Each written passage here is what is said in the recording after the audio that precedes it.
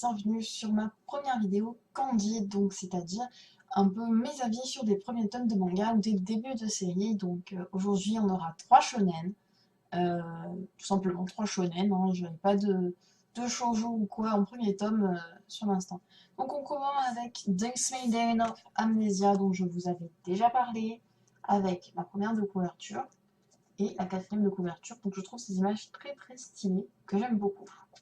Donc c'était chez Dark Kana et l'auteur, oula, Maybe, c'est l'auteur Maybe.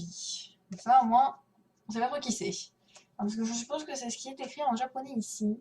You, là. Et je vous avouerai que j'ai pas encore une licence de japonais. Donc moi j'avais connu ce manga avec ce petit fascicule que j'avais reçu avec des achats de mes mangas. Et en fait ça reprend le premier chapitre. Et du coup, ça vous met un peu dans l'ambiance, ça vous donne le premier chapitre du manga et est-ce que tu as envie de le lire ou pas. Donc moi, ça a marché vu que j'ai retenu le nom et j'ai voulu aller le lire. Je l'ai acheté bien après, mais j'avais retenu le nom.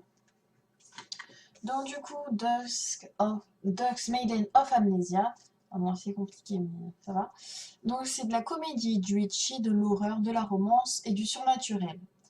Donc on suit en fait l'histoire de Teiji Nija, qui en fait se balade dans l'école, totalement perdu, hein, forcément des grandes écoles japonaises, et il va tomber en fait sur le fantôme de Yuko Kanaoe, je sais pas si je prononce totalement bien, et en fait cette fille est un fantôme, elle est morte dans l'école, mais elle ne se souvient plus de ni comment elle est morte, ni pourquoi elle est morte.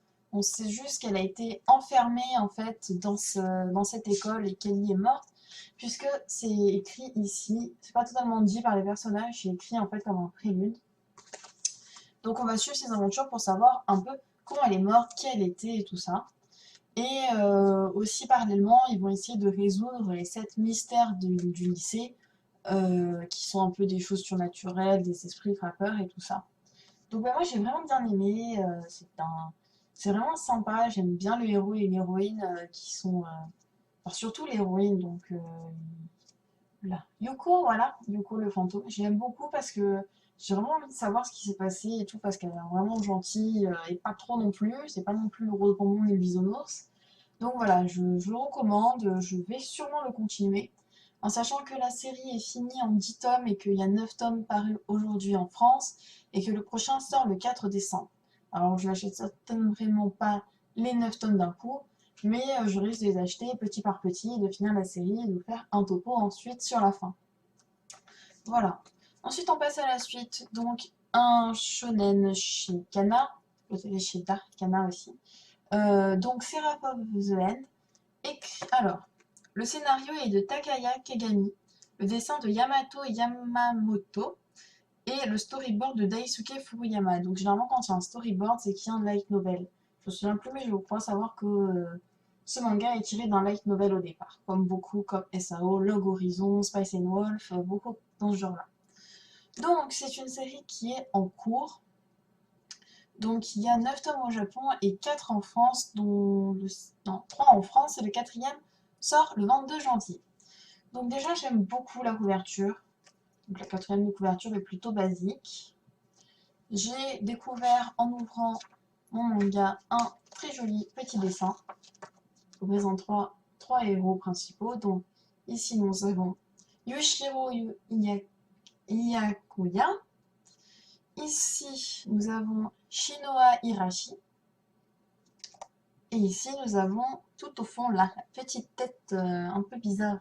Ça, c'est donc Yoshi Saotome. Donc c'est ces trois héros qu'on va suivre en particulier dans le manga.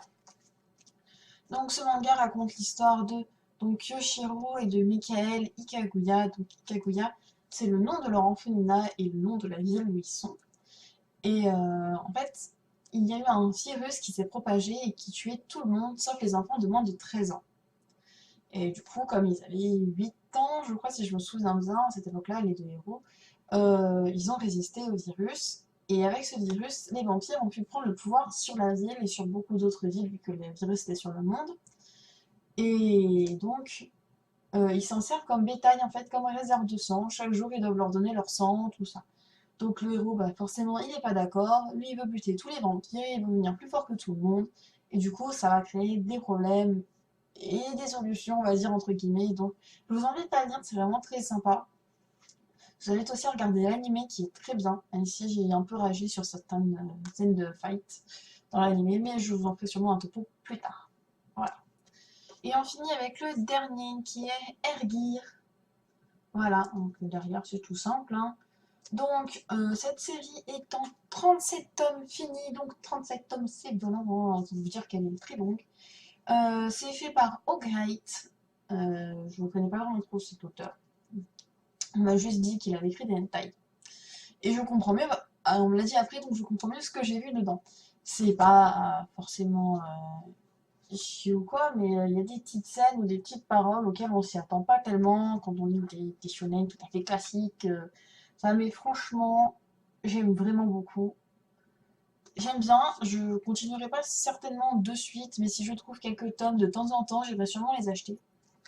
Parce que j'aime bien, j'ai envie de savoir ce qui se passe. Donc en fait, dans cette histoire-là, on suit Iki Minami, qui est toujours suivi d'un corbeau que vous voyez là.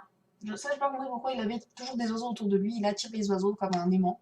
Donc je suppose que ce sera dit dans les prochains tomes, mais je ne sais pas pourquoi il a toujours des oiseaux autour de lui. Donc c'est pratique, hein, vous le recherchez, oh il y a des oiseaux là-bas, il est là-bas. Bon, c'est un bon GPS ambulant.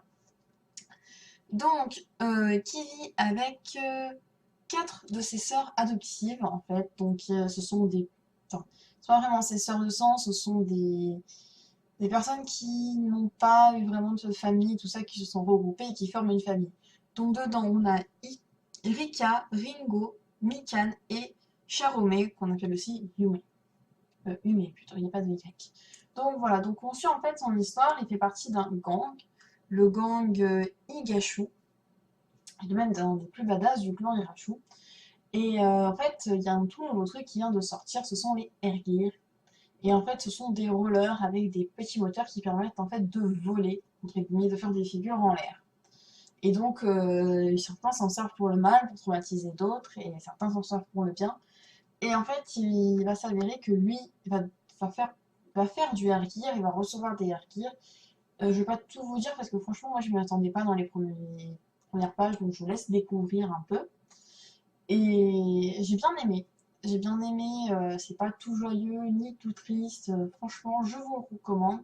Si vous le trouvez, il est assez sympa. J'ai pas du tout vu l'animé, on m'a dit qu'il était pas trop mal non plus.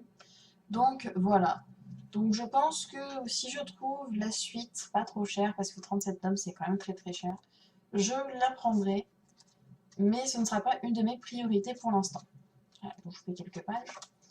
Voilà, donc c'est tout pour ce premier Candy avec 3 shonen. On se retrouvera sûrement pour une prochaine vidéo qui sera soit sur un manga en particulier, soit sur mes lectures du moment, ça dépendra. Je vous invite à me suivre sur Twitter, mon Twitter qui est ici, où je publierai sûrement des teasers de mes vidéos, ou alors mes voyages, mes achats, plein de choses, en sachant que je vais bientôt à Montpellier, donc je vais visiter les boutiques de Montpellier, et que le 29 novembre, je serai à la Japan Touch. Donc je vous enverrai des photos, des choses, tout ça. Donc n'hésitez pas à me suivre sur Twitter, n'hésitez pas à vous abonner à la chaîne, n'hésitez pas à laisser un commentaire, j'y répondrai. Voilà, donc eh ben, j'espère que cette vidéo vous a plu et au revoir.